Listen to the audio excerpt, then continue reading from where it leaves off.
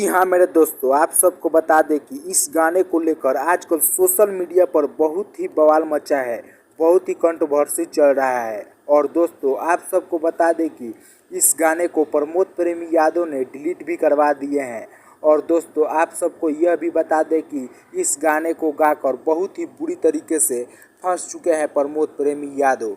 इस गाने पर एफआईआर भी हो चुका है और इस गाने में मोदी, अमित शाह, चिराग पासवान को चोली बेचने और लालू जी को पसंद करने का बोल है। दोस्तों आप सबको बता दें कि इस गाने को लेकर रवि किशन ने भी प्रमोद प्रेमी को खुलेआम चुनौती दे रहे हैं। और दोस्तों रवि किशन जी ने बोला कि इस गाने में मोदी जी का नाम लेकर तुमने बहुत ही बड़ा गलती कर दिए हो। और दोस्तों आप सब कमेंट में ज़रूर बताना कि क्या ये गाना सही है या गलत है। दोस्तों वीडियो अच्छा लगे हो तो लाइक सब्सक्राइब जरूर करें और शेयर करना ना भूलें। मिलते हैं तब तक नेक्स्ट वीडियो में, तब तक के लिए जय हिंद, जय भारत।